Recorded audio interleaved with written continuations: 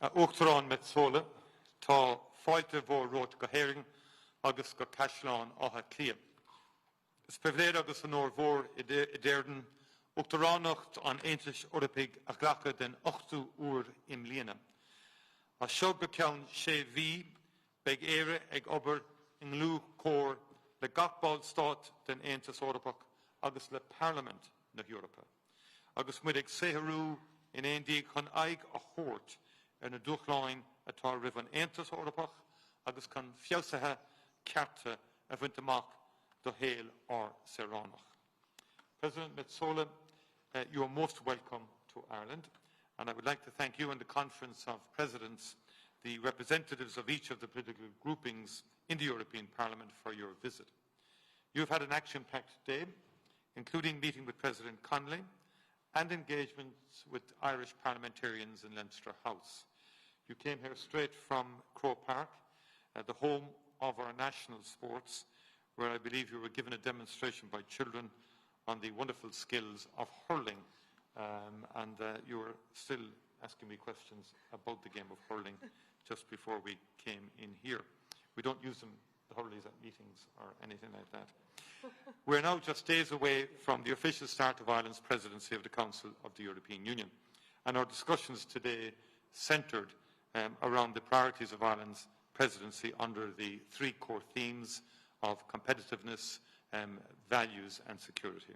And I know that you share my view that we need to focus more on improving Europe's competitiveness. We have an ambitious One Europe, One Market roadmap agreed by the 3 European Union institutions for delivery this year and next.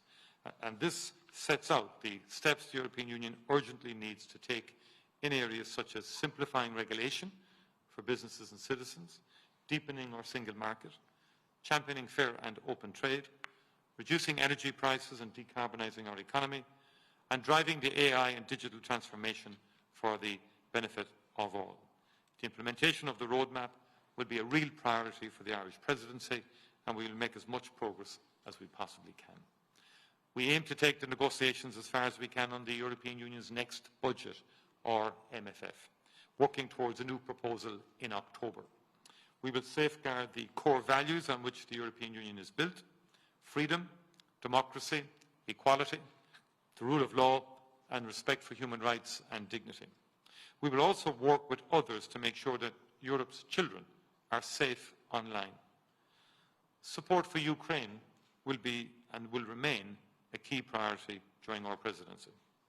President Metsola, I commend your steadfast support for the people of Ukraine as they face continuing barbaric attacks on their country.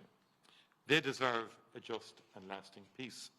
And as a country, we are rightly proud of our contribution to significant European Union milestones during our previous presidencies.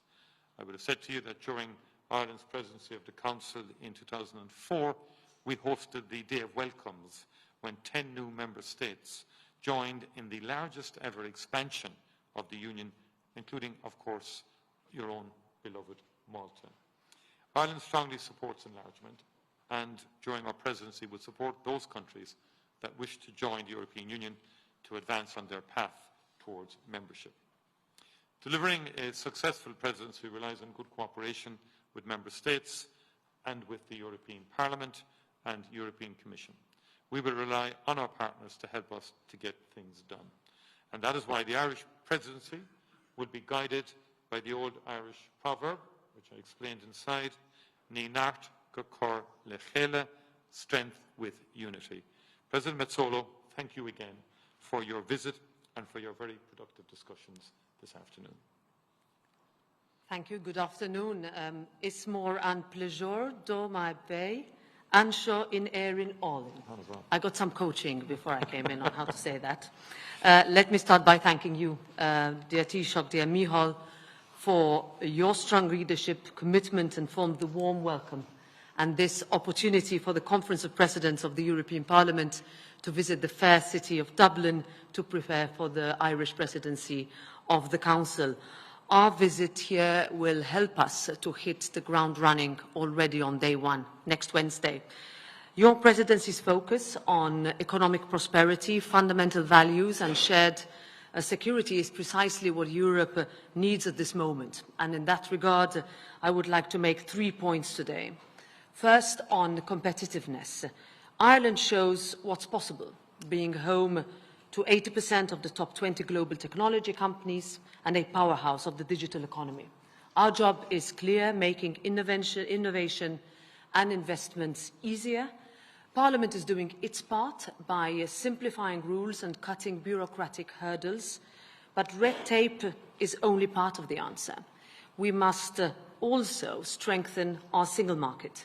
We have, in this regard, a clear plan on the table to open up opportunities and tear down barriers which still exist in too many places across our markets. All this to ensure that we can unlock the capital that businesses need to grow and scale in Europe. Second, on enlargement, last week was a great demonstration of what the European Union can achieve when it acts with unity and with purpose. Accession negotiations with Ukraine and Moldova are officially on their way, and the accession treaty for Montenegro is being drafted. Now we must keep up the momentum, as enlargement remains Europe's greatest geopolitical tool and a win-win for both member states and candidate countries. So Ireland has a truly unique chance to shape our next chapter by reinforcing Europe's role in the world. Finally, on the MFF, the Multiannual Financial Framework, our efforts can only succeed if they are sufficiently funded. And thank you, Taoiseach, for the opportunity to listen to our colleagues precisely on this subject. We're ready for negotiations as a Parliament with the Member States. I'm confident that the Irish Presidency will now build on the proposal that was recently presented. But one thing is clear. Difficult negotiations can be no excuse for weak ambition. We must deliver on a budget that is flexible, that is resilient, and strategic enough to carry us through the next 7 years. In short, a modern budget capable of raising funds also through new resources. I know that in all these areas we can count on Ireland's strong leadership and commitment to bringing our union forward. In fact, next week, as Ireland will take on its 8th EU Council presidency, I know this great nation will once again rise to the occasion. Thank you. Thank you, President.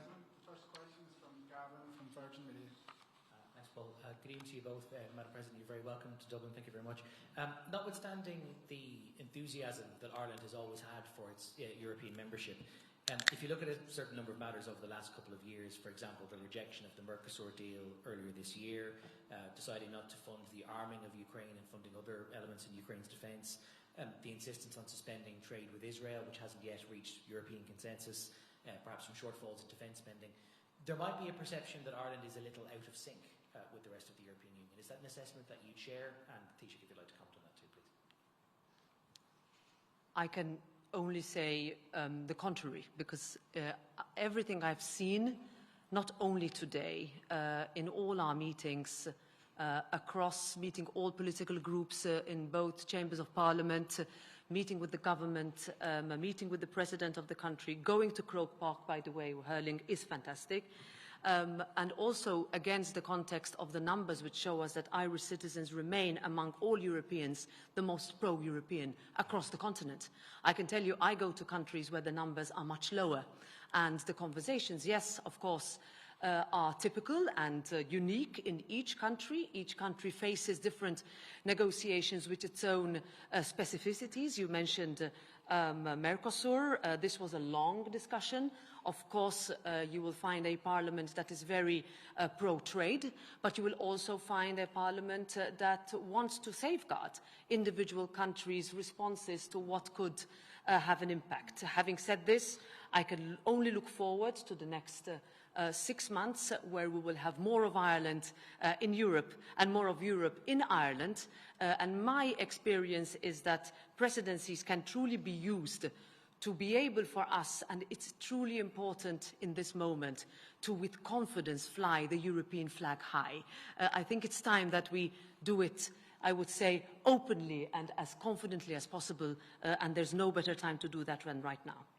Yeah, obviously across the European Union there's always a wide spectrum of opinion. Even today, with the Conference of Presidents, we had a presentation from the different groups, and it was from left across to the centre, to the right, which was quite interesting, reflecting to a certain extent our own Parliament in terms of the range of views that were articulated.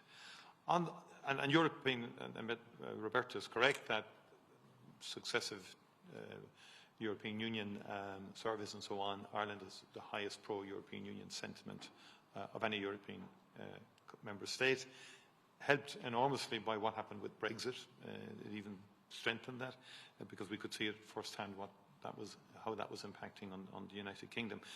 On the broader issue of trade, Ireland is committed to trade, and we have supported the Japan deal, the CETA deal, although others in our Parliament oppose that. Now, our exports have gone up fourfold since the Canadian-European Union trade deal went into provisional operation.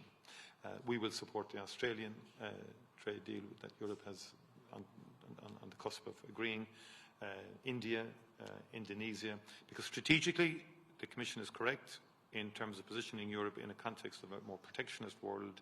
It is correct in saying we've got to create greater partnerships, particularly with the middle powers and so on, and multilateralists should do that. On Mercosur, there were specificities there in respect of the climate issue, the carbon efficiency issue, and the domestically, politically here, many people feel that our farmers have been put under a lot of pressure. You know the arguments in terms of being carbon efficient, and they couldn't quite get the juxtaposition of that with the Mercosur issue. But on the other hand, there will be benefits in other sectors as well.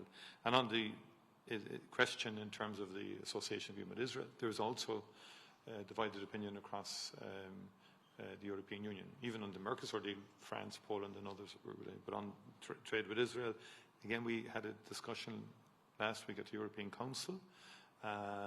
Different opinions across the table, quite animated, not just from Ireland, but from other countries. Some of that is historic, has a historic basis in terms of what happened in World War II and so on. And so it is very difficult to get agreement on that issue, and it has been very difficult from day one. Where there is consensus on the Middle East is everybody agrees with a two-state solution, and Europe remains the biggest donor to Palestine across the world, and that humanitarian contribution will continue. I hope that covered all your... Yes. Very nice question. Sandra from RTE. A question for both of you. Ireland takes over the EU presidency of the Council next week, and it's going to take up a huge amount of government time. It will take up a huge amount of time in the civil service. It will cost a lot of money. There will be disruption in the capital. But yet, many people in Ireland wouldn't know that it's happening, and those who do aren't necessarily very interested. So how do you combat that apathy and, I suppose, try and persuade people that this is something meaningful and something that is worth doing? Yeah, I think that is a very strong agenda for government to communicate what we're doing to the general public. That has always been an issue in terms of communicating what the European Union is doing to the general public in all member states. I can recall the second referendum in Lisbon, which I was the Director of Elections for, and in advance of that, full 12 months before that referendum, we did a Communicating Europe programme with the Commission, because sometimes Europe wraps itself up in too many technical terms and language which can be distant from the people. But what we will do in terms of our policies, I mean, most people in the business world get the competitiveness agenda, workers do too. People also get protecting children online, and that if we can do something significant at European Union level with the Commission and with Parliament, that speaks to people in a very tangible way. And over the years, people take a lot of the European Union programmes for granted. It's interesting that one of the transformative impacts of Europe has been participation in European education programmes, Erasmus, Horizon, and so on, and many of our students travel all over Europe. Britain had to reapply to come back into Horizon and these programmes for the benefit of its young people. And we're still trying to organise an agreement with Britain to facilitate free movement for their young people. Even that phrase is problematic, but you get my point. We have to communicate better about some of the advantages from the European Union that we take for granted. But Irish people do get it when it comes to Europe. in terms of its economic impacts and the degree to which membership of the European Union transformed Ireland over decades, and particularly our economic performance in terms of the single market. And what we will be saying is when we went from a common market to a single market, Ireland benefited very significantly. If we go from a single market to one market, as Leta has said, we will also benefit as a people. And Ireland has an opportunity now over the next 6 months with the Parliament and with the Commission and the Council to really move that one market agenda on, which I think would be of great benefit to young Irish entrepreneurs and young people more generally. First, just one sentence to start is leading is difficult, but it's worth it. And we have never shied away from having the conversation. Micheál and I have known each other for years. We recognize the fact that presence on the ground helps. I think in this regard, your members of the European Parliament, Irish members, are doing a fantastic job. You have a very representative electoral system. It's the same like the one in my own country, and that really shows how people know their members and really push them to take decisions and be accountable for them. The second thing also is that we need to keep reaching people all over the continent, including here, and not only in capital cities. I'm always, thinking when I go to a candidate country. I was in a school in Chisinau, Moldova's capital, and the enthusiasm there made me think how I wish there would be also enthusiasm with my children who have been EU citizens all their life. But the reality is that we have been living in a very peaceful period of economic growth. We have been benefiting from the so-called peace dividend in this continent, and that has meant that we have taken things for granted. And it would work and would be worth it, especially during the presidency, to remind people of what it meant for our UK citizens to lose what they had, and also for our Irish and citizens all over the European Union to remind them what we can do to make their life a little bit better and a little bit easier and ultimately a little bit fairer. Okay, Sean Defoe. Good evening to you both and welcome to Dublin, Madam President. Taoiseach, just to start, in relation to the triple lock, you're going to obviously have a conversation with some of your own backbenchers this evening. What do you say to those of those who are wary of more defence cooperation within the EU, who are wary of removing the triple lock because of its key nature to our neutrality, and who might argue that pulling away from the UN because of a couple of bad actors would be akin to pulling away from the EU, where there are a couple of difficult customers around that table. And President Metsola, to go back to the Israel question, do you believe consensus can be reached on suspending the EU-Israel trade agreement during the Irish presidency, or is it simply too divisive? Just on the triple lock is all peacekeeping. That's fundamentally at the core of the issue. And if you remember the consultative forum we had, I think nearly 3 or 4 years ago now, there was a lot of discussion around Ireland's participation globally, and it was generally agreed that Ireland's proactive global participation was as a multilateralist and as a peacekeeper. So in no way will this reform of the triple lock undermine military neutrality. We're not members of NATO. We've no plans to join NATO. That's the military neutrality piece. But the peacekeeping is a worry, and it's not about cooperating. And we already are members of the European Security and Common Defence, have been from the very beginning. But the issue here is, will we be able to participate in peacekeeping missions in the future? And it is now a real issue. We've come off Operation Irene on the Mediterranean because of the decision not to have it doesn't have a mandate. We will be completing the UNIFIL by the end of the year because of a decision taken at the Security Council, which the United States sort of promoted with a lot of influence from Israel. And Europe is looking to see if it could do some CSPD mission there, which would be monitoring, which would be helping to train and support the Lebanese army and so on. Ireland may not be, will not be able to participate in that if we don't reform the triple lock. And that's a serious issue for our soldiers and so on who want to be involved in peacekeeping missions. Our biggest contribution will be as peacekeepers. We won't be in wars or anything like that. We don't have the capability, nor do we want to at any time. So some of the language around this is from opposition sources and so on is, in my view, excessive. We need to keep it firm. It's firmly rooted in this idea. How do we participate in peacekeeping missions in the future if you're reliant on the UN Security Council? And it's the permanent five can veto, and it could be Russia, it could be China, it could be the United States.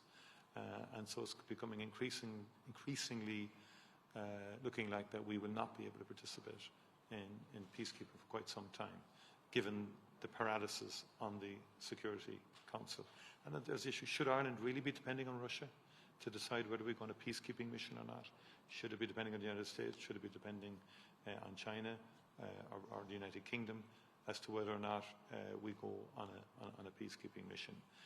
And I think there's a mature discussion needs to be had. I've no issue with debating it and discussing it and so forth, but that is genuinely the context here. And it was in our programme for government, which was voted for by 93% of the membership of the party, and it was also in our manifesto that there be a reform of the triple lock. And I would have initiated this discussion back in 2023, and so there's been ongoing debate and so on. So we'll have further debate and discussion on it.